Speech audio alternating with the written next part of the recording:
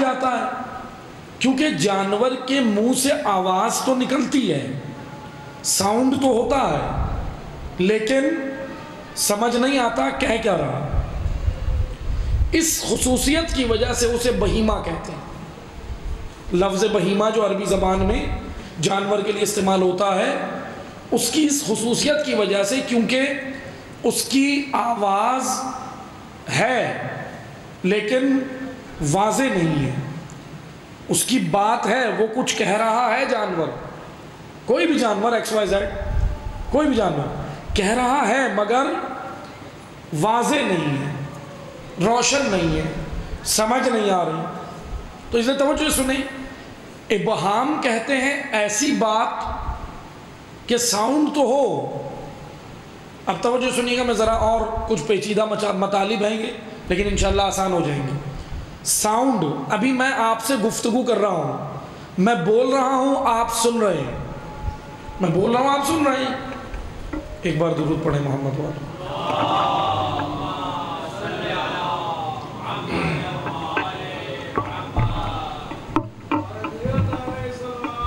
اللہم صلی علی محمد وآلہ۔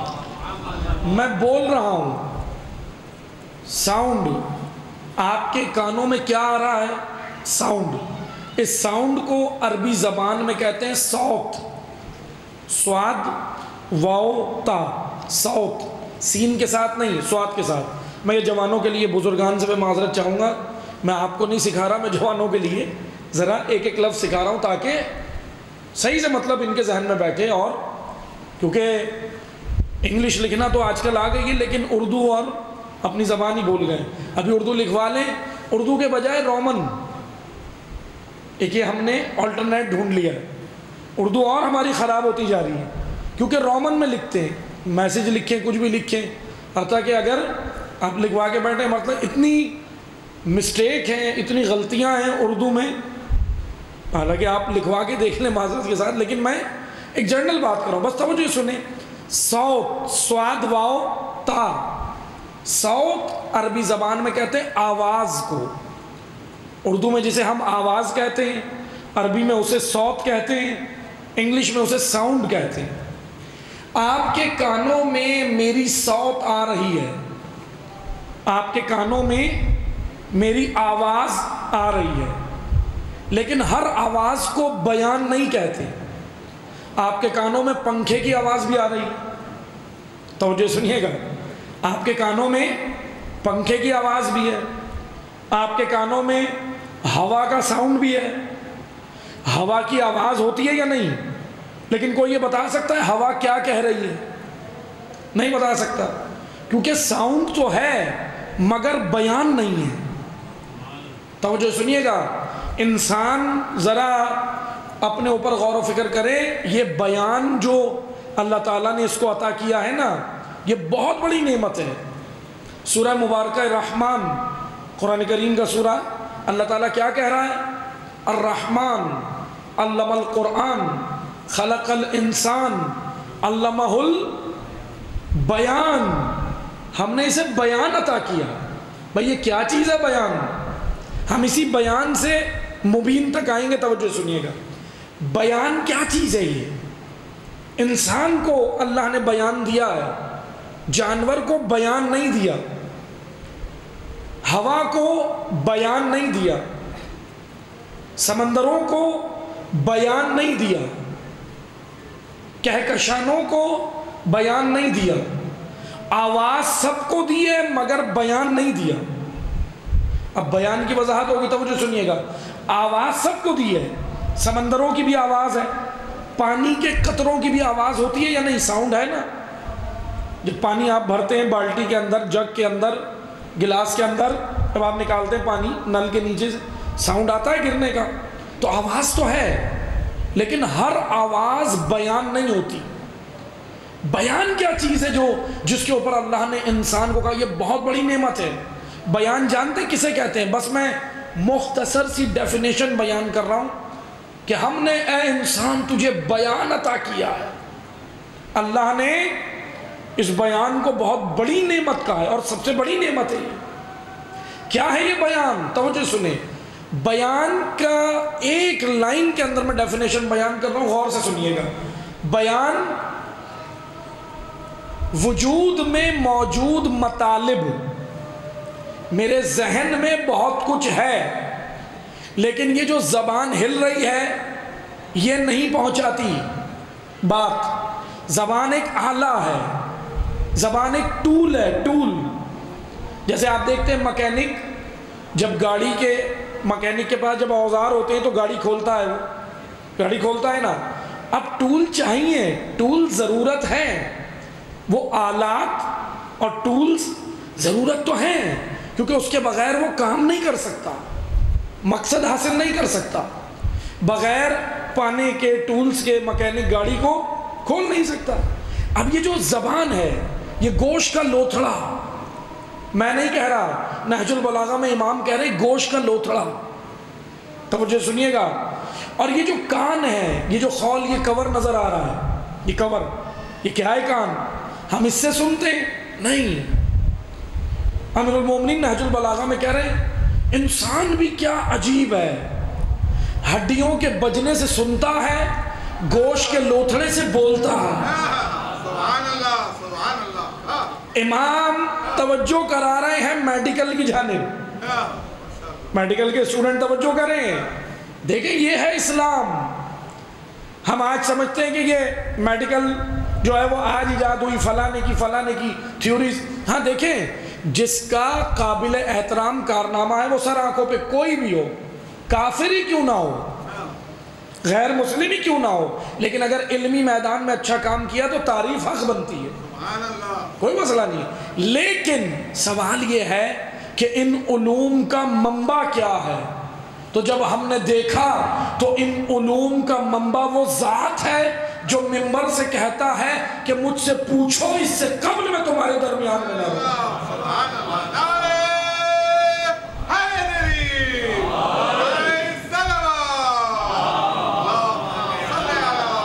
اللہم صلی علی محمد. توجہ سنیے گا، بات آ گئی ہے، ایک جملہ اور سنتے جائیں. بعض لوگ کہتے ہیں نا، توجہ سنیں، عالم وہ ہوتا ہے. علی کون ہے؟ علی عالم نہیں، عالم سے بڑھ کر ہے. توجہ سنیے گا، میں ذرا ایک نقطہ دینے جا رہا ہوں، ہو سکتا ہے بہت ساروں کے سمجھ نہ آئے لیکن ذرا گہرائی کی ضرورت ہے. علی عالم نہیں ہے، علم کا منبع ہے. توجہ سنیے گا، منبع اور عالم میں فرق ہوتا ہے. منبع کہتے ہیں ریسورسز، منبع چشمہ جہاں سے پھوٹ کے نکلتی ہے چیز. تو توجہ سے سنیں، عالم وہ ہوتا ہے جو پیدا جاہل ہوتا ہے، علم حاصل کر کے عالم بنتا ہے. لیکن جو پیدا ہوتے ہی کہے کہ یا رسول اللہ توریت سناؤں، زبور سناؤں، انجیل سناؤں یا قرآن سناؤں،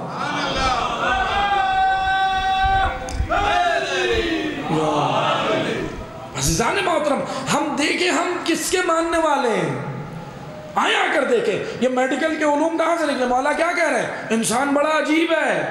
عجیب سے مراد یہ نہیں ہے، عجیب سے مولا کی مراد یہ کہ ذرا غور و فکر کرو. ہڈیوں کے بجنے سے سنتا ہے، اندر ہڈیاں ہیں، بجتی ہیں، سنتا ہے، اور گوشت کے لوتھڑے کے ہلنے سے بولتا ہے. لیکن توجہ سنیں، اب یہاں پر آئے، امام نے اور بھی بہت ساری چیزیں بیان کی لیکن میں ابھی زیادہ سائنس میں نہیں جا رہا ورنہ پوری مجلس سائنس پہ ہو جائے گی پھر. اس لیے ہاں سائنس کا تھوڑی چیزیں ہم نے پیش کی گزشتہ مجالس میں ابھی بھی آپ کی خدمت میں ایک دو مطالب اور پیش کروں گا جتنی مجالس. لیکن توجہ سنیں، بیان کی ہم بات کر رہے ہیں کہ یہ بیان کیا ہے.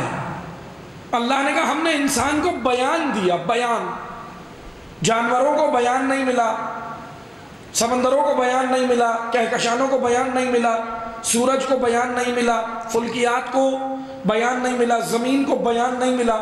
ساؤنڈ ملا، صوت ملی، آواز ملی، مگر بیان نہیں ملا. بیان کیا ہے؟ بیان کی مختصر سی ڈیفینیشن سنیں. بیان ذہن کے اندر موجود مطالب، وجود کے اندر موجود مطالب. ابھی بہت ساروں کے ذہن میں بہت ساری چیزیں ہوں گی. وجود کے اندر موجود مطالب اور زبان اور آواز، وجود کے اندر موجود مطالب اور ساؤنڈ آواز، ان دونوں کے درمیان میں وسیلے کو بیان کہتے ہیں۔ سبحان اللہ سبحان اللہ۔ ان دو کے درمیان میں کنیکشن ہے۔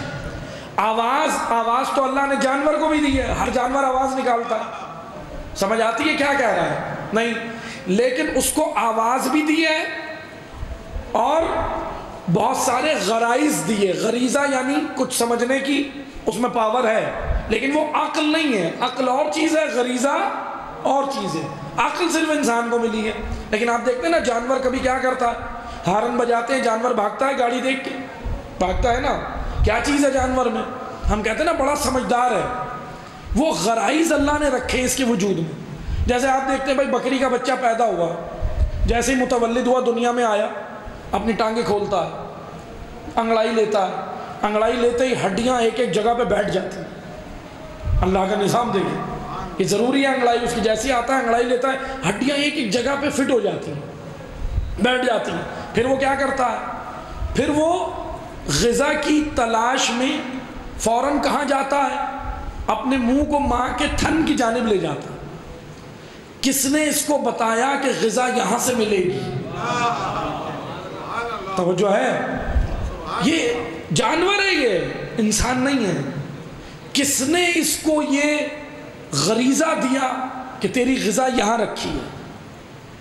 خود جاتا ہے، پیدا ہوتے ہی خود جاتا ہے۔ یہ عمل دیکھ لیے گا، میں تو صرف ایک جانور کی مثال دے رہا ہوں، کئی جانور اسی طرح، لیکن توجہ سنیں، لیکن جانور میں یہ جو سمجھنے کی جو صلاحیت ہے، اس کو عقل نہیں کہتے، اس کو غریزہ کہتے ہیں۔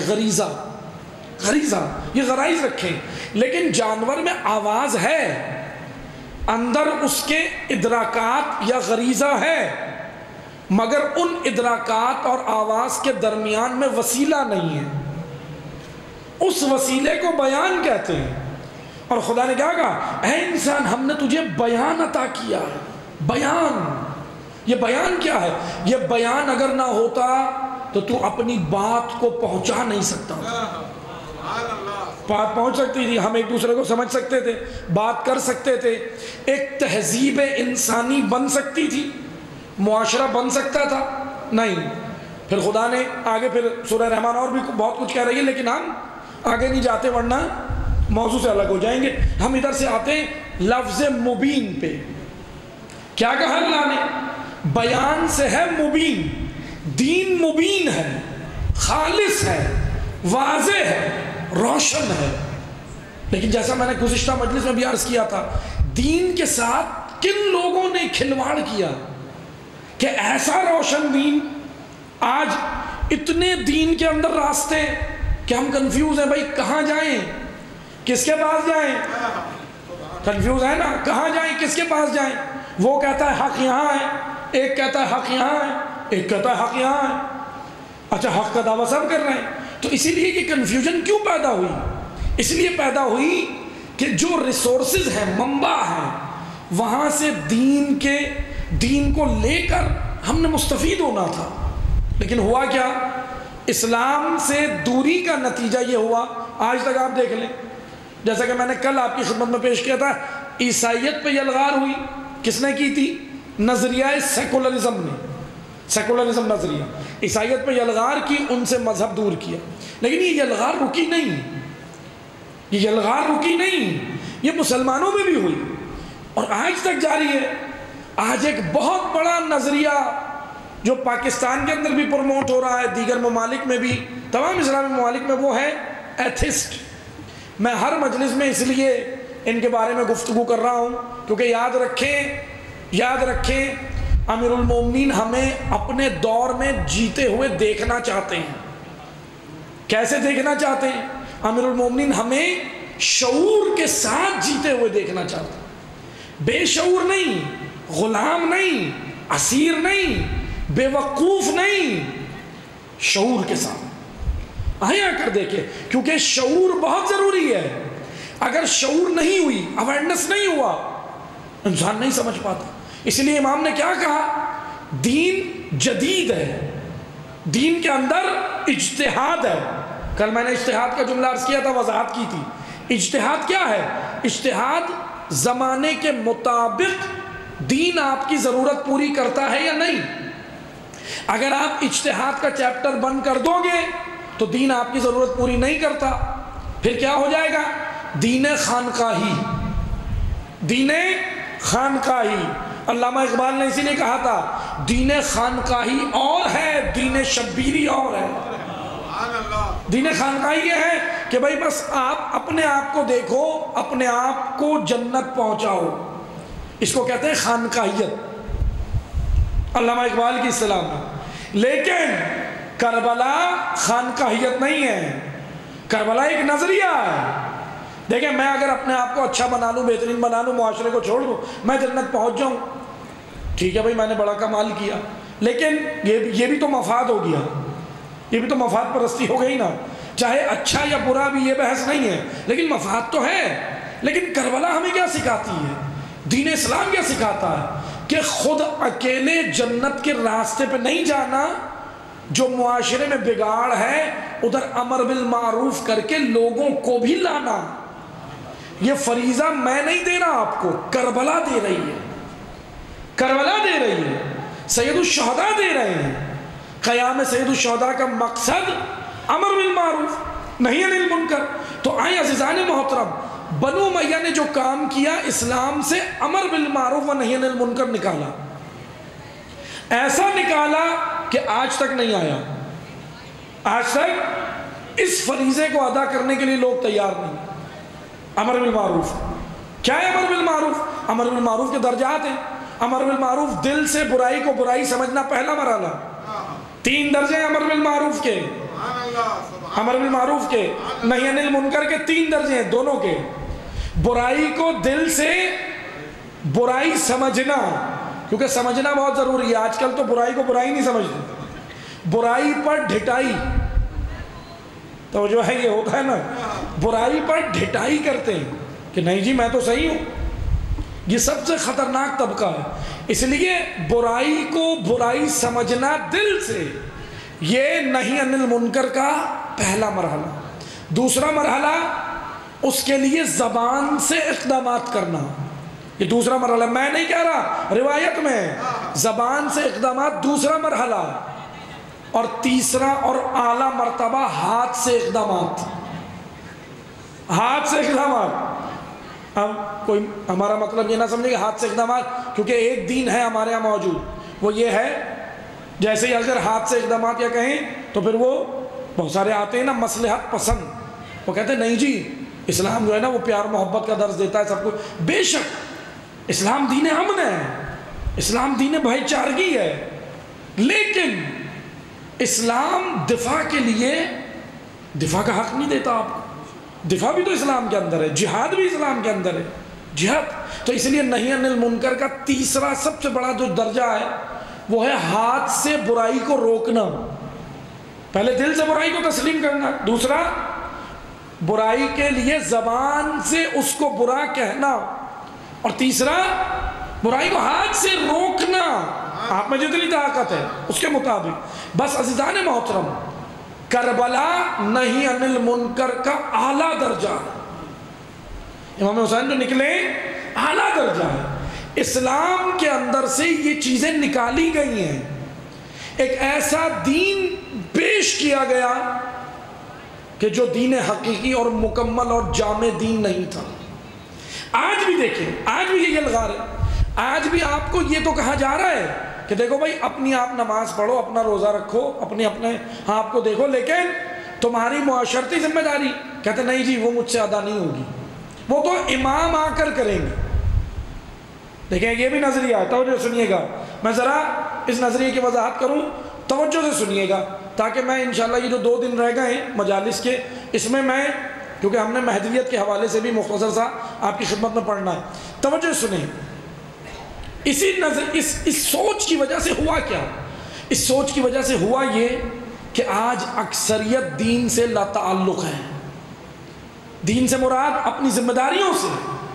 اور گزشتہ مجالس میں نے عرض کیا تھا لا تعلق طبقے کا ایک کردار جس کا نام تھا عبید اللہ ابن حر جوفی، یاد ہوگا آپ کو، کوفہ کا رہنے والا تھا، ایک درمیانی راستہ نکال کے بیٹھا، بھائی میرے کوئی فریضہ نہیں ہے، نہ حق کا ساتھ دوں نہ باطل کا۔ امیر المومنین نے اس کی مذمت کی، علیہ السلام نے ایسے طبقے کی مذمت کی، امام حسین نے اس کی مذمت کی، اور اس کے مال کو بھی اپنی راہ میں قبول نہیں کی۔ ایک یہ طبقہ ہے، لیکن آئیں ایک طبقہ میں آپ کو اور بتاتا ہوں، توجہ سے سنیے گا، توجہ سنیے گا۔ آپ سب نے سنا ہے، لیکن میں جیسا میں نے عرض کیا نا کہ دیکھیں یہ ممبر سے آپ کو قاتلان ائمہ تو بتائے گئے ہیں، لیکن وہ اسباب اور جن لوگوں کی وجہ سے وہ ظالم اتنا طاقتور ہوا، وہ سب سے بڑے مجرم ہیں، وہ سب سے بڑے مجرم ہیں۔ اب آ کر دیکھیں، توجہ سنیں، آپ سب نے سنا ہے، میں پورا قیام نہیں پڑھ رہا، لیکن میں کوفہ کی تھوڑی سی مختصر سی آپ کو ایک ہسٹری بتا رہا ہوں، جوانوں کے لیے میں بتا رہا ہوں، وہ اسباب بیان کر رہا ہوں جس کی وجہ سے مسلم شہید ہوئے۔ اسباب، سبب، افراد نہیں، اسباب۔ افراد آپ کو پتہ ہے کس کس نے حضرت مسلم کو شہید کیا، کون لوگ آئے، وہ معلوم ہے آپ کو، لیکن وجوہات کیا تھی؟ سوال یہ بنتا ہے، توجہ سنیں، کوفہ ایک ایسی جگہ تھی، کوفہ ایک ایسی جگہ تھی کہ جب امام حسین نے قیام کیا، توجہ سنیے گا، امام حسین نے جس وقت مکہ میں تھے سب جگہ خاموشی تھی، سب جگہ، مکہ خود خاموش تھا، امام حسین کا ساتھ دینے کے لیے مکہ بھی تیار نہیں تھا، مدینہ خود خاموش تھا، مدائن خاموش تھا، بصرہ خاموش تھا، یمن خاموش تھا، تمام اسلامی قلمرو جہاں تک حکومت پھیلی تھی خاموشی، سکوت، سکتہ طاری تھا، سکتہ طاری ہو گیا امت پہ، پوری امت اسلامیہ خاموش۔ یزید جیسا فاسق، فاجر، شارب الخمر برسر اقتدار آ گیا، امت خاموش، امت خاموش۔ یہ سب بات کی باتیں ہیں کہ یزید نے امام کو شہید کیا، یہ ظلم کیا، یہ سب بات کی بات ہے۔ مسلمانوں سے پہلا سوال یہ ہے کہ اگر ایف آئی آر بنانے کا اتنا شوق ہے تو ایف آئی آر بناؤ کہ یزید کو برسر اقتدار لانے میں کس کا کردار تھا۔ 3 بر اعظموں میں پھیلی ہوئی اسلامی حکومت کا سربراہ ایک فاسق بن کیسے گیا، ایک فاجر بن کیسے گیا؟ کون لوگ تھے؟ میں نے عرض کیا، میں کتابوں کا اگر حوالہ دوں، جان کریمر ایک فیلسوف تھے جرمنی کے، گزر گئے، ان کی ایک کتاب ہے history of civilisation of Islam, banned ہے اس کتاب کے اوپر، بینڈ ہے، میں صرف ایک حوالہ عرض کر رہا ہوں، بینڈ ہے اس کتاب پر، جانتے کیوں؟ یہاں موجود نہیں ہے، اس کے نسخے بھی نہیں ہیں، صرف ایک اس کے بارے میں جو مجھے معلومات ملی وہ میں آپ سے شیئر کر رہا ہوں۔ ایک اس کتاب کا نسخہ، صرف ایک پرنٹ ہندوستان کے اندر پٹنہ کے علاقے میں، پٹنہ شہر ہے، پٹنہ جانتے ہیں جو ہندوستان کا مشہور شہر ہے پٹنہ، وہاں کی ایک لائبریری میں اس کا ایک نسخہ موجود ہے۔ اب نہیں معلوم مجھے وہ کون سی لائبریری میں، لیکن بس اتنی معلومات ملی۔ لیکن توجہ سنیں، اس کتاب پہ بینڈ ہے، کیونکہ جان کریمر نے جانتے کیا لکھا تھا؟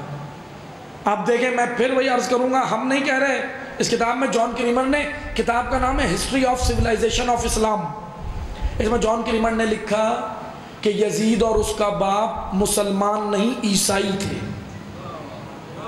اس نے ثابت کیا ہے، اس نے ثابت کیا ہے، اور اس نے یہاں تک کہا ہے کہ جب یہ دنیا سے گیا 60 ہجری میں تو گلے میں سلیب لٹکائی گئی تھی،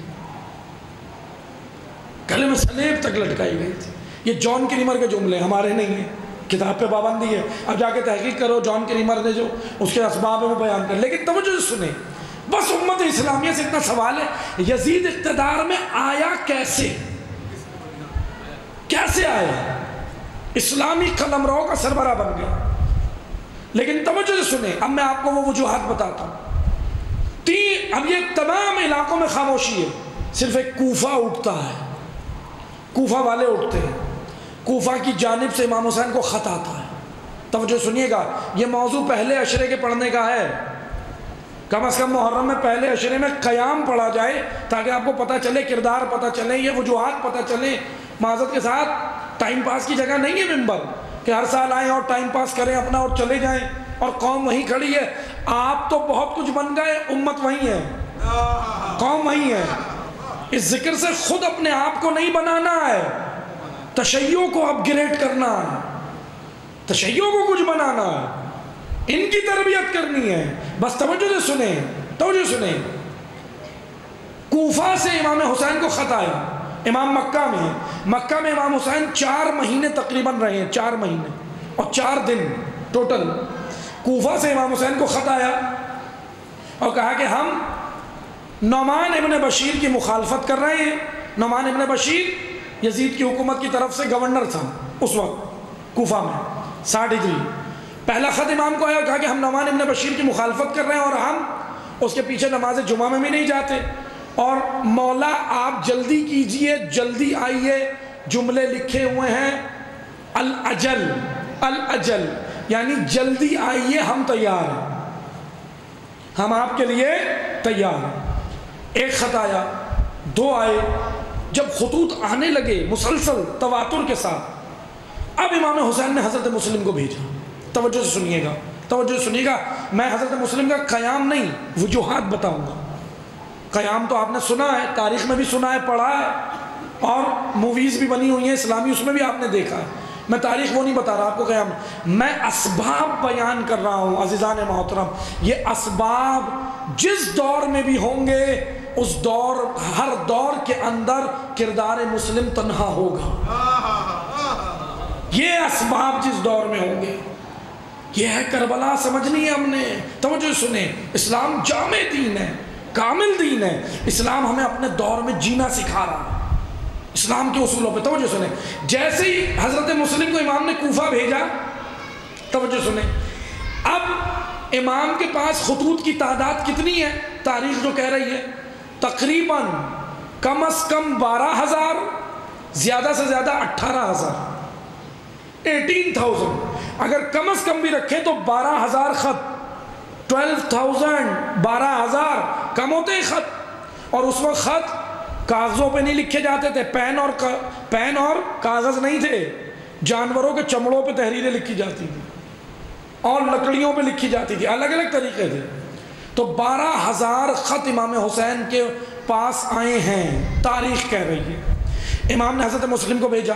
اب توجہ سے سنیں، وہ کوفہ جو حضرت مسلم کی بیعت کے لیے تیار تھا، اور صرف واحد کوفہ تھا جہاں سے یزید کی حکومت کے خلاف بغاوت ہوئی، ورنہ مدینہ، مکہ، بصرہ، مدائن کہیں سے یزید کی حکومت کے خلاف ایک جملہ بھی کسی نے نہیں بولا۔ صرف امام حسین نے انکار کیا، باقی کسی نے کوئی جملہ نہیں بولا۔ دل سے نفرت کرتے تھے مگر زبان سے حق کہنے کے لیے تیار نہیں تھے، خاموش ہو گئے، اپنی عبادتوں میں لگ گئے، پہاڑوں میں چلے گئے، غاروں میں چلے گئے، خانقاہوں میں چلے گئے۔ یہ ہے خانقاہیت۔ جب دین خطرے میں ہو تو اپنی جان بچانا خانقاہیت ہے، دین شبیری نہیں ہے، مسلک شبیری نہیں ہے، دین کربلائی یہ نہیں ہے۔ اب دیکھیں امام حسین کے دین میں اور خانقاہیت میں کتنا فرق ہے، زمین آسمان کا فرق ہے۔ اب امام نے حضرت مسلم کو بھیجا۔ اب اس کوفہ میں سے کتنے لوگوں نے حضرت مسلم کی بیعت کی؟ آپ جانتے ہیں تاریخ، 30,000 لوگوں نے، 30,000، 30,000 لوگوں نے جناب مسلم کی بیعت کی۔ بیعت ہو گئی، ٹھیک ہے، بیعت ہو گئی۔ اب میں وہ اسباب بیان کروں، توجہ سنیں۔ حضرت مسلم کی بیعت ٹوٹنا شروع ہوئی، آہستہ آہستہ، ایک دم سب نہیں گئے تھے گھر، آہستہ آہستہ حضرت مسلم کی بیعت ٹوٹنا شروع ہوئی۔ سب سے پہلے دیکھیں، عبید اللہ ابن زیاد بہت ہی شاطر آدمی تھا، معمولی نہیں تھا، بہت شاطر انسان تھا۔ دارالامارہ میں اس نے اجلاس بلایا۔ دارالامارہ میں، آج میں آپ کو تاریخ کی اصطلاحات نہیں، آج کی زبان میں دین بتانا چاہتا ہوں، تو اس لیے دارالامارہ کا ٹرانسلیٹ بنتا ہے گورنر ہاؤس۔ توجہ سنیے گا، دارالامارہ گورنر ہاؤس کو تو کہتے ہیں، ٹرانسلیٹ کریں، تاریخ میں دارالامارہ کہتے ہیں، آج کی اصطلاح میں گورنر ہاؤس۔ تو کوفہ کے گورنر ہاؤس میں پہلی میٹنگ عبید اللہ ابن زیاد نے کی، اور جتنے قبیلوں کے سربراہ تھے، قبیلوں کی ٹرانسلیٹ کروں آج کی زبان میں، party leaders, all parties conference Ubaidullah نے بلا لی. میں آسان زبان میں اس لیے تاکہ جوانوں کو پتہ چلے، تاریخ آسان زبان میں پہنچے. یعنی تمام قبیلوں کے سرداروں کو، کیونکہ کوفہ میں قبائلی سسٹم تھا اور قبائلی سسٹم عرب میں تھا، شروع سے تھا. اب قبیلے والے کرتے کیا تھے؟ قبیلے والے اپنے قبیلے کی سردار کی سنتے تھے، چاہے صحیح ہو یا غلط ہو. اس معیار کو اللہ کے رسول نے ختم کیا تھا. اوس و خزرج کو ایک کیا تھا، جو لڑتے تھے انہیں ایک کیا تھا. اللہ کے رسول نے تعصب کے بت توڑوائے تھے، قبائلی بت توڑوائے تھے، پتھر کے نہیں. وہ پتھر کے تو باب شیبہ میں دفن کروا دیے. آج بھی آپ جب کعبے کی زیارت کے لیے جاتے، حج کے لیے جاتے، تو مستحب ہے کہ باب شیبہ سے داخل ہو. باب شیبہ سے جانتے ہیں کیوں؟ کیونکہ باب شیبہ کے نیچے بت دفن ہے، اس لیے حاجی کو حکم ہے وہاں سے داخل ہو. لیکن یاد رکھیں، پتھر کے بت توڑنا آسان تھا، وجود سے قبائلی بت توڑنا مشکل تھا. یہاں سے توڑوانے تھے اللہ کے رسول نے وہ بت. اور جو کامیاب ہوا، جو اپنے وجود سے جس نے تعصب کا بت نکالا، اپنے وجود سے جس نے رنگ کا بت نکالا، اپنے وجود سے جس نے لسانیت کا بت نکالا، اپنے وجود سے جس نے قومیت کا بت نکالا، وہ سلمان بنا یا ابو ذر بن گیا. یہ بنے ہیں، انہوں نے توڑ دیے یہ بت اللہ کے رسول کے ایک حکم پر. لا الہ الا اللہ محمد رسول اللہ انہوں نے زبان سے ہی نہیں، دل سے پڑھا، وجود سے پڑھا. ابو ذر کا نام کیا ہے؟ جندب ابن جنادہ. نام ابو ذر نہیں ہے، لیکن بڑا خوبصورت کردار ہے، بڑا خوبصورت. جب پابندی تھی، اللہ کے رسول کا نام لینے پہ پابندی تھی مکہ میں، علل اعلان کعبے کی دیوار کے ساتھ کھڑے ہو کے کہا تھا لا الہ الا اللہ محمد رسول اللہ. یہ ابو ذر ہے، یہ ابو ذر ہے. ابو ذر نے جان کی پرواہ نہیں کی. اس کو کہتے ہیں جندب ابن جنادہ. عام انسان تھے، بکریاں چراتے تھے، چروائے تھے، لیکن آپ دیکھیں بن کیا گئے. اب توجہ سے سنیں، عزیزان محترم توجہ سنیں. کوفہ کے اندر قبائلی سسٹم تھا. عبید اللہ ابن زیاد نے جو اجلاس کیا، اس کے اندر عوام کو نہیں بلایا، کیونکہ بھائی شاطر آدمی تھا، جانتا تھا کہ عوام کی رگ کیا ہے، عوام کے اندر مسائل کیا ہے. اب دیکھیں میں کوفہ پڑھوں گا، آپ نے اپنا دور خود ذہن میں لانا ہے، ڈھونڈنا ہے. یہ سارے مسائل آپ خود ڈھونڈیں. میں کسی کو کرٹیسائز نہیں کر رہا، میں تو تاریخ پڑھ رہا ہوں، میں تو ایک مرر اور آئینہ دکھا رہا ہوں. اب آئینے میں جس کا بھی چہرہ آ جائے، آئینے میں جس کا بھی آ جائے. توجہ سنیں، عبید اللہ ابن زیاد نے تمام قبیلے کے سرداروں کو بلایا، اور جانتے کیا اس نے کہا؟ کہنے لگا یہ جو مسلم کی بیعت کی ہے 30,000 لوگوں نے جو کی تھی، کہا قبیلے کے سرداروں کو کہا جاؤ اپنی اپنی قوموں میں اعلان کرو، جو مسلم کا ساتھ دے گا حکومت کی طرف سے معاوضے بند. کیونکہ اس وقت حکومت کی طرف سے ایک منتھلی سسٹم تھا، مدد ہوتی تھی، چاہے وہ راشن کی صورت میں ہوتی ہو یا دیگر صورتوں میں ہوتی ہو، لیکن اس وقت بھی ایک سسٹم تھا. کہا کہ حکومت کی طرف سے معاوضے بند. قبیلے کے سردار آئے، اپنی قوموں کو سمجھایا، کیونکہ دیکھیں یہی وہ لوگ تھے جو قوم کو نرم گرم دونوں کر سکتے تھے، اٹھا بھی سکتے تھے، بٹھا بھی سکتے تھے. ایک تقریر سے اٹھاتے تھے کوفہ کو، ایک تقریر سے گھر میں بھی بٹھاتے تھے. اور یہ گر تو ہوتا ہے، یہ گر تو ہوتا ہے لیڈروں میں. تو کوفہ کے یہ جتنے لیڈرز تھے، کوفہ کے یہ جتنے سربراہ تھے اپنے اپنے قبیلوں کے، انہوں نے کیا کیا؟ انہوں نے آ کے اعلان کیا کہ بھائی جس نے بھی مسلم کا ساتھ دیا حکومت کی طرف سے سسٹم اس کا بند ہو جائے گا، نان نقفہ جتنا بھی ہے حکومت کی جانب سے بند. تو ایک بڑا طبقہ، پورا لشکر نہیں، ایک بڑا طبقہ حضرت مسلم کو چھوڑ دیا. توجہ سے سنیں، میں نے کہا نا میں وہ اسباب بتا رہا ہوں جس سے مسلم تنہا ہوتے. کس وجہ سے مسلم چھوڑا تھا انہوں نے؟ مال، حب مال، حب مال، مال کی محبت. بڑی آسان لگ رہی ہوں گی یہ باتیں کہ ارے بھائی ایسے کیسے ہو سکتا حضرت مسلم کو چھوڑنا. حسین ابن علی کی نہ ماننا مال کی وجہ سے ہوتا ہے، ہوا ہے، تاریخ ہے۔ اب توجہ سے سنیں، ایک اور ابھی بھی ایک طبقہ باقی تھا حضرت مسلم کی نصرت کے لیے، مدد کے لیے۔ دوسرا اعلان اس نے قبیلے کے سرداروں سے ہی کروایا، کہنے لگا جاؤ اور ان کو جا کر کہو، دوسرا اعلان پھر کروایا، ایک طبقہ تو چلا گیا، کہا کہ ان کو جا کر کہو کہ اگر مسلم کا ساتھ دیا، شام سے لشکر آ رہا ہے، کل پہنچ رہا، یعنی شامی فوج اس وقت کی بڑی فوج شام میں تھی، شام کی فوج ایک پاور رکھتی تھی اس وقت، کہنے لگا شام سے لشکر آ رہا ہے اور تمہارے مردوں کو کاٹ دیا جائے گا، دارالامارہ پہ لٹکایا جائے گا، تمہارے بچوں کو کاٹا جائے گا اور عورتوں کو اپنی حکومت کی کنیز بنا لوں گا۔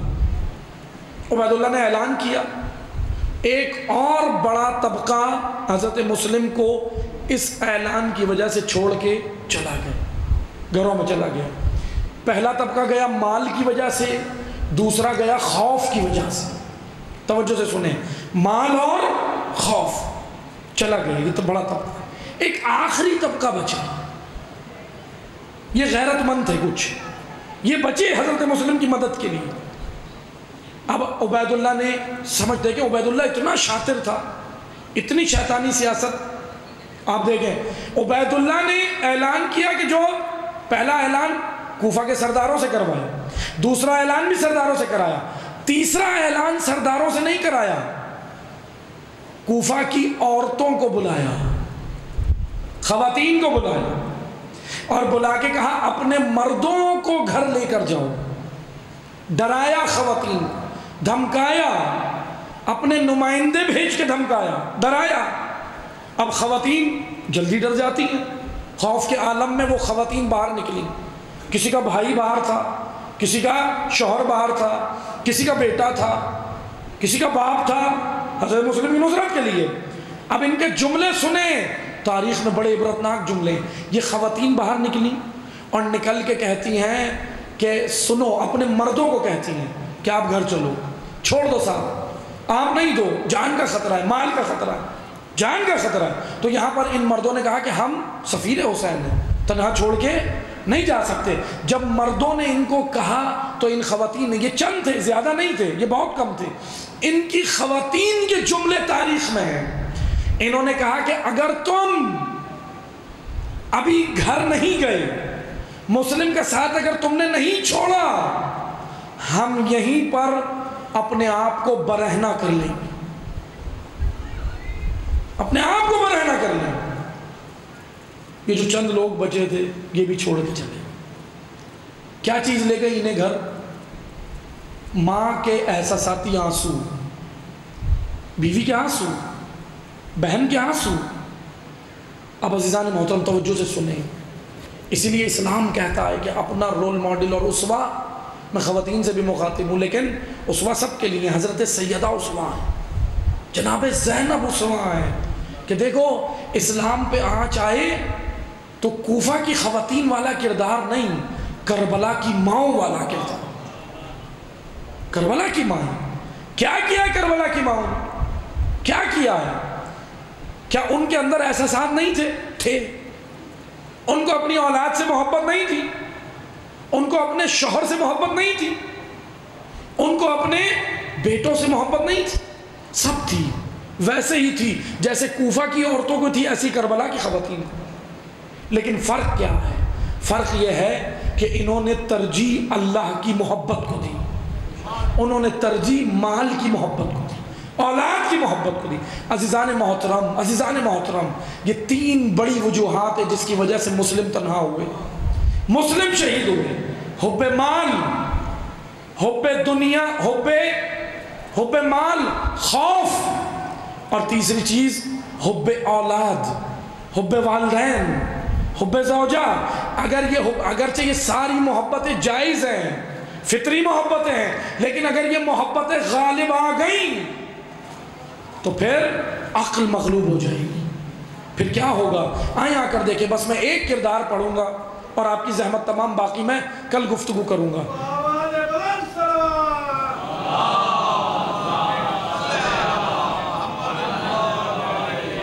عزیزان محترم، ہو گئی گفتگو تمام، دو جملے سنیں۔ دو جملے سنیں، لالچ اور خوف، دو چیزیں کوفہ والوں کے پاؤں میں بیڑیاں تھیں۔ لوگ کہتے ہیں نا بھائی کوفہ والے مجبور تھے، ابھی بہت سارے ہیں حمایتی، لیکن یاد رکھیں اسی کوفہ سے حبیب ابن مظاہر بھی مدد کے لیے آئے امام کی، مسلم ابن اوسجہ بھی آئے، ابو ثمامہ سیداوی، یعنی بہت سارے کردار بھی ہیں، ہم سب کو نہیں کہہ رہے، لیکن ایک بڑا طبقہ خاموش تماشائی بنا رہا جس نے اپنا فریضہ ادا نہیں کیا۔ اس کی مذمت جناب زینب نے کی بازار میں آ کے، وہ جو خطبہ دیا بی بی نے، اسی طبقے کی تو مذمت کی، کہا کہ تم نے ہی تو خط لکھے تھے، تم نے ہی تو نصرت کا وعدہ کیا تھا۔ لیکن خوف اور مال، یہ دو چیزیں پاؤں میں اتنی بڑی بیڑیاں تھیں کہ کوفہ والے ساتھ نہیں دے سکے۔ اگر آج بھی یہ دو بیڑیاں کسی قوم کے پاؤں میں پڑ جائیں، ان کا امام تنہا ہوتا ہے، امام شہید ہو جاتا ہے، تنہا ہو جاتا ہے۔ یہ جو آپ دیکھ رہے ہیں 11 اماموں کی تاریخ، کیا ہے یہ 11 اماموں کی تاریخ؟ کیوں تنہا کر دیے جاتے ہیں؟ کیوں یہ ہستیاں تنہا کر دی گئیں؟ کیونکہ ان کو محب ملے، مطیع نہیں ملے۔ اطاعت کرنے والے، محبت کرنے والے ہزاروں لاکھوں اس وقت بھی تھے، آج بھی ہیں۔ آج محبت کرنے والوں کی کمی ہے امام کو؟ نہیں، اطاعت کی کمی ہے، مطیع نہیں ہے۔ کربلا اطاعت سکھا رہی ہے، آئیں آ کر دیکھیں عبداللہ ابن مطیع، ایک ایسا کردار جو امام کو ملا، امام سے اپنی حاجت لی راستے میں، کہا کہ میرے کنویں میں پانی نہیں ہے، امام نے معجزہ دکھایا اللہ کے اذن سے، منہ میں پانی لیا، اس کے کنویں میں ڈالا، کنویں کا پانی بھر گیا، میٹھا بھی ہو گیا، حاجت لے لی۔ لیکن جب امام نے اس کو دعوت دی تو کربلا نہیں آیا، ساتھ دینے نہیں آیا، کہنے لگا مولا فصلیں پک گئی ہیں، فصلیں پکنے سے مراد تھی کاروبار کا وقت ہے، آپ کہہ رہے ہیں آ جاؤ، آپ کہہ رہے ہیں دین بچاؤ، ابھی تو کاروبار بڑے پیک ٹائم پر ہے۔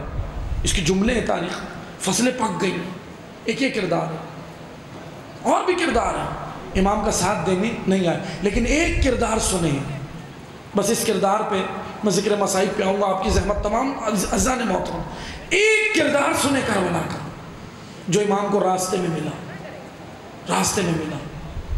بہت اعلیٰ کوئی شجرہ نہیں ہے، کردار بہت اعلیٰ، شجرہ نہیں کردار۔ امام جب کربلا کی جانب جا رہے تھے، توجہ سنیے گا، جب امام نے حضرت مسلم کی شہادت کی خبر آ گئی، کوفہ کا ارادہ ترک کر دیا، اب امام نے جب نینوا کی جانب رخ کیا، کربلا کی جانب، تو کربلا سے کچھ فاصلے پر امام نے ایک صحرا کے اندر، بڑا صحرا تھا، ایک صحرا کے اندر اپنا کاروان روکا، قافلہ روکا، اور امام نے، توجہ سے سنیے گا، یہ بڑا عظیم کردار ہے کربلا کا، جوانوں کے لیے خصوصاً رول ماڈل ہے یہ کردار جوانوں کے لیے۔ امام نے صحرا میں خیمے لگوائے اور پھر وہیں پہ قیام کیا۔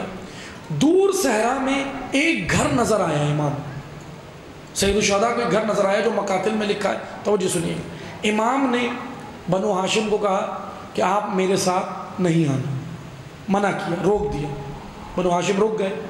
امام نے کہا مجھے اکیلے وہاں جانا ہے، سید الشہداء چلے ہیں، توجہ سنیے گا۔ امام حسین نے تاریخ میں لکھا ہے کہ جب امام اس گھر کی جانب جانے لگے، دور ایک گھر تھا، پورا صحرا تھا، اپنے قدموں کو زمین پہ زور سے رکھا تاکہ آواز اور آہٹ گھر والوں کو محسوس ہو۔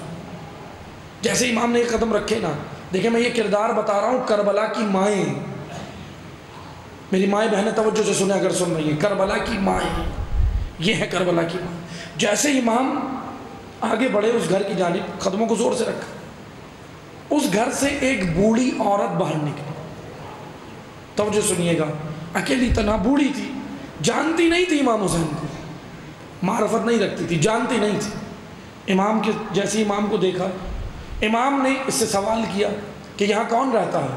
کہنے لگی میں رہتی ہوں، میرا جوان بیٹا ہے، تاریخ نے اس کی عمر 18 یا 20 سال کے قریب لکھی، اس سے زیادہ نہیں ہے۔ کہنے لگی میرا ایک جوان بیٹا ہے، میں ہوں، اور اس کی ابھی چند روز پہلے شادی ہوئی، اور یعنی اس کی بیوی میری بہو، اس کی زوجہ ہے میری بہو، ہم 3 لوگ ہیں۔ امام نے کہا تمہارا بیٹا کہاں ہے؟ کہنے لگی کہ وہ چرواہا ہے، بکریاں چرانے گیا ہے۔ اور کیونکہ ہمیں پانی کی تنگی ہے، نہر دور ہے، تو وہ بکریاں چرانے دور جاتا ہے۔ امام نے کہا ٹھیک ہے، امام نے کہا یہاں آپ کو کوئی پریشانی؟ تو کہنے لگی ایک پریشانی ہے کہ پانی کی کمی ہے۔ توجہ سے سنیں، کون ہے حسین؟ امام حسین کے ہاتھ میں چھڑی تھی، عصا، فانفجرت من حسن عشرۃ عینا۔ امام حسین نے عصا کو زمین پہ اللہ کے حکم سے مارا۔ توجہ سے سنیے گا، حضرت موسیٰ نے دریائے نیل میں عصا ماری، بِإِذْنِ اللہ 12 راستے بنے۔ زہرا کے بیٹے نے اس صحرا میں ماری، پانی کا چشمہ ابھر آیا، پانی کا چشمہ نکل آیا۔ کون ہے یہ حسین؟ سنیں کتنا سخی ہے حسین، کتنا بڑا جگر ہے حسین کا۔ مومنین آپس میں محبت پیدا کریں، اپنے دلوں کو بڑا کریں۔ جس امام کو ماننے والے دیکھیں وہ کون ہے امام۔ آئیں عزیزان محترم، جیسے ہی وہ پانی کا چشمہ ابھر آیا، یہ عورت حیران رہ گئی، بوڑھی تھی، حیران ہو گئی، کہنے لگی کہ سوال تو کیا نہیں، ایک دم حیران ہوئی، پیچھے ہو گئی۔ امام نے کہا آپ کو پریشانی کی ضرورت نہیں ہے، یہ پانی فراوان ہے، آپ اس سے مستفید ہو سکتے۔ اب سنیے گا، پھر امام نے اس کو کہا، اب امام نے اس کو زیادہ تعارف نہیں کرایا، صرف اتنا کہا کہ ہم مسافر ہیں، آگے کوئی جملہ نہیں کہا، ہم مسافر ہیں۔ امام نے کہا ہمارے خیمے قریب لگے ہیں، آپ کا بیٹا آ جائے تو بھیجنا۔ دیکھو حسین کس طرح کربلا کے لیے چن رہے ہیں، حسین کیسے چنتے ہوئے، ان موتیوں کو چنتے ہوئے کربلا جا رہے ہیں۔ آئے آ کر دیکھیں۔ اب یہ جوان جب واپس آیا نا بکریاں چرا کے، ایک تو پانی دیکھ کے حیران ہو گئے، ماں نے سارا ماجرا بتایا، دل میں اشتیاق پیدا ہوا۔ یقیناً کس کے اشتیاق نہیں پیدا ہوگا؟ کون ہے یہ ہستی، کون ہے یہ بزرگ ہستی؟ ایسا معجزہ دکھایا، چل دیا یہ، کہنے لگا مجھے ضرور ملنا چاہیے۔ یہ امام کے خیموں کی جانب بڑھا، ماں کہنے لگی میں بھی ساتھ آؤں گی، زوجہ کہنے لگی میں بھی ساتھ آؤں گی، تینوں چلے ہیں، تینوں بڑے ہیں۔ سننا عزادارو، تاریخ میں اس کا استقبال سنو، حسین نے استقبال کیسے کیا؟ جیسے یہ قریب جانے لگا نا، حسین نے کھڑے ہو کے کہا مرحبا وہب مرحبا، مرحبا وہب۔ کون ہے عزادارو؟ یہ وہب قلبی ہے، وہب قلبی، کربلا کا عظیم کردار۔ جیسے امام کے قریب آیا، امام کھڑے ہو، امام نے اس کا استقبال کیا، امام نے اس کا استقبال کیا۔ لیکن ایک جملہ اور سنو کہ مقتل میں لکھا ہے، حسین جانتے ہو کتنے کریم ہیں، کتنا کریم ہے زہرا کا بیٹا، کتنا کریم ہے۔ پورے مقتل کی جب مستند تاریخ ہم پڑھتے ہیں نا، تو ایک بڑی عجیب بات نظر آتی ہے مقتل میں، کلیجہ تھام کے سننا، زہرا کا گل بدن، نبی کا نور عین سننا کتنا عظیم ہے۔ پورے مقتل میں ہمیں ایک چیز بڑی اس کے اوپر غور کرنے کی ضرورت ہے۔ کیا چیز ملی مقتل میں؟ امام جب فجر سے لے کے عصر تک اصحاب کے، اپنے پیاروں کے، شہداء کے جب لاشیں اٹھا اٹھا کے لاتے تھے نا، جب لاتے تھے نا گنج شہداء میں رکھتے تھے، تو سنو کہ حسین کتنا کریم ہے۔ جب تک حسین زندہ رہے ایک بھی شہید کا سر قلم ہونے نہیں دیا، اپنی موجودگی میں کٹنے نہیں دیا۔ شہداء شہید ہو گئے، بدن سے جان نکل گئی، امام نے گنج شہداء میں رکھ دیا۔ تمام شہداء کے مسند مقاتل میں لکھا، تمام شہداء کے سر لعینوں نے بعد میں کاٹے، بدن سے جدا بعد میں کیے۔ حسین نے اپنی زندگی میں کسی پیارے کا سر کٹنے نہیں دیا۔ لیکن کتنا غریب ہے زہرا کا بیٹا، حسین کا سر جب کٹ رہا تھا کوئی بچانے والا نہیں تھا۔ اجرکم اللہ، کیا غربت ہے زہرا کے گل بدن، کوئی حسین کا سر بچانے والا نہیں تھا۔ امام رضا کہتے ہیں پسر شبیب کلیجہ تھام کے سننا، گریہ اس طرح کرنا جیسے حق بنتا۔ امام رضا کہتے ہیں پسر شبیب میرے جد کو 13 ضربوں سے کاٹا ہے۔ اللہ سن کے رو رہے ہو، سن کے رو رہے ہو، سن کے رو رہے ہو۔ زینب 70 قدم کے فاصلے سے منظر دیکھ رہی تھی۔ کتنی عظیم ہے یہ بہن، کتنی عظیم ہے یہ بہن، اجرکم اللہ اجرکم اللہ۔ سننا عزادارو کتنی عظیم ہے یہ کربلا کی مائیں۔ سننا جب وہب کا امام نے استقبال کیا نا کھڑے ہو کے، وہب کا استقبال کیا، مرحبا وہب مرحبا۔ اب سننا عزادارو جب اس نے امام سے پوچھا، اب امام نے اپنا تعارف کرایا۔ سید الشہداء نے کہا میں نبی کا نواسا ہوں، میں زہرا کا بیٹا ہوں۔ عزادارو مقاتل میں ہے وہب اسی وقت مسلمان ہوا ہے، کلمہ پڑھا، مسلمان ہوا ہے، ابھی تک مسلمان نہیں تھا، مسلمان ہوا، ماں بھی مسلمان ہو گئی، زوجہ بھی مسلمان ہو گئی۔ لیکن سننا، اب سنو گے، اب جب یہ مسلمان ہو گیا نا تو رو رہا تھا۔ امام نے اپنا مقصد بتایا کہ میں نینوا کی جانب جا رہا ہوں، حالات اس طرح ہیں۔ اب سننا عزادارو کتنا پاکیزہ جوان ہے، کتنا پاکیزہ جوان ہے۔ اس نے نہ اپنے کاروبار کی پرواہ کی، نہ اپنی زوجہ کی پرواہ کی، نئی نئی شادی ہوئی تھی۔ ہم کہتے ہیں نا بھائی نئی نئی شادی ہوئی، ابھی دین کے لیے کیا کام۔ آؤ دیکھو کربلا سے، کربلا سے سیکھو، کربلا سے سیکھو۔ وہب نے امام سے ہاتھ جوڑ کے کہا فرزند زہرا اس لشکر میں میری کوئی جگہ ہے؟ اجرکم اللہ، کیا میری بھی کوئی گنجائش ہے؟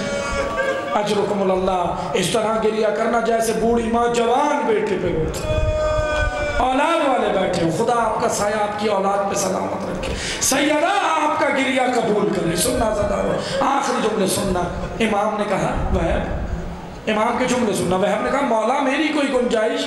امام نے کہا وہب ابھی تو تمہاری شادی ہوئی ہے، وہب نہیں نویلی دلہن ہے، وہب کاروبار ہے، وہب۔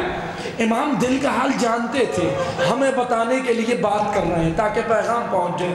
عزادارو جب امام نے کہا نا، جب امام نے کہا تمہاری تو نئی شادی ہوئی ہے، تمہارے تو یہ ہے، تمہارے تو وہ ہے، جب امام نے مختلف اس سے باتیں کی نا تو جوان سر جھکا کے کھڑا ہو کے خاموش صرف رو رہا تھا۔ اب سنو کہ کیا ہوا، جوان نے کچھ نہیں کہا، بوڑھی ماں آگے بڑھی، کہتی ہے، رو کے کہتی ہے فرزند زہرا میری قربانی قبول فرما۔ کیا جگر ہے وہب کی ماں پہ ہمارا سلام۔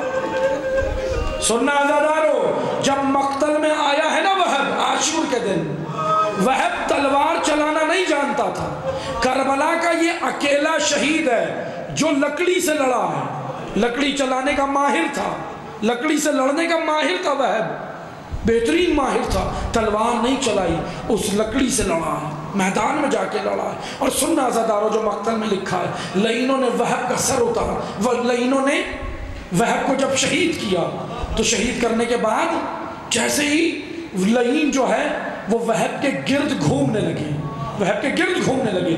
سید الشہداء نے سنو کہ کیا کیا، سید الشہداء نے وہب نے آواز دی السلام علیکہ یا ابا عبداللہ۔ مقاتل میں سننا، امام وہب کے قریب آئے، لعین چلے گئے، امام نے وہب کا سر گود میں رکھا، گود سے ہٹا لیا، پھر رکھا، وہب میں سانسیں تھیں، پھر ہٹا لیا۔ امام نے کہا وہب کیوں نہیں رکھتے؟ رو کے کہتا ہے کہاں زہرا کا بیٹا اور کہاں وہب۔ بس عزادارو آخری جملے سننا، آخری جملے سننا۔ ادھر سید الشہداء وہب کا لاشا اٹھایا، گنج شہداء میں لائے اور لا کر کہتے ہیں، اس بوڑھی ماں سے کہتے ہیں آ کر گریہ کر لو، کہتی ہے زہرا کے بیٹے پہ قربان کیا، زہرا کے بیٹے پہ قربان کیا۔ بس عزادارو آخری جملے سننا، ہو گیا عاشور، ہو گئے شہید، زندان آ گیا۔ ان عظیم خواتین کا سننا، کیسا جگر تھا ان خواتین میں، کیسا حوصلہ تھا۔ خدا ایسا حوصلہ عطا کرے خواتین کو، پیروان زینب کو عطا کرے۔ سننا عزادارو بس آخری جملے سننا، اس علی کی بیٹی کے آخری جملے سنو کہ شام کا زندان ہے، رہائی کی خبر ملی، تبرکات آنا شروع ہوئے، باقی مسائل میں کل پڑھوں گا، شب 40 ہے، لیکن بس یہ مختصر سن لو۔ جیسے شہداء کے سر آنا شروع ہوئے، سیدہ آپ کا گریہ قبول کرے۔ آخری جملے سننا، گریہ کرنا، ماتم بھی کرنا، گریہ بھی کرنا۔ شہداء کے سر آئے، ایک سر آیا، شامی خواتین ایک دوسرے سے بات کرنے لگی، اے کاش اس کی ماں مر گئی ہو۔ سنو گے عزادارو کس کا سر تھا؟ یہ کس کا سر تھا؟ کہنے لگے اے کاش اس کی ماں مر گئی ہو۔ ام لیلہ نے کہا بیویوں اس کی ماں موجود۔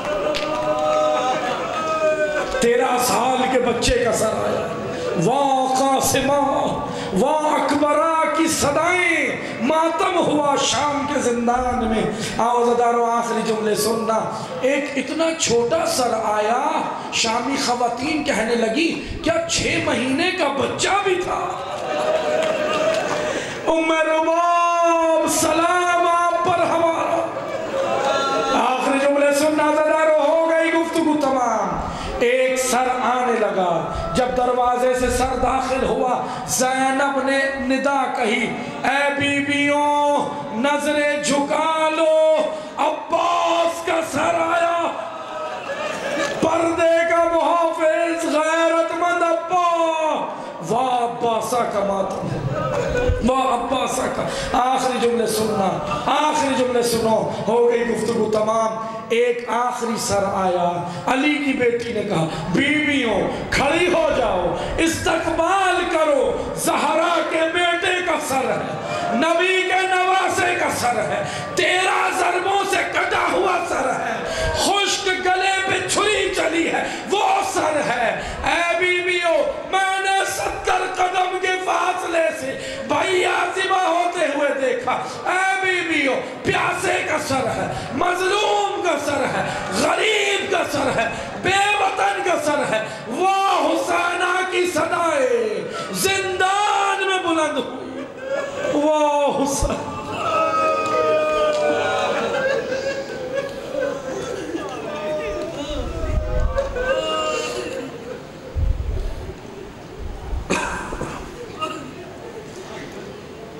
الا لعنت اللہ علی القوم الظالمین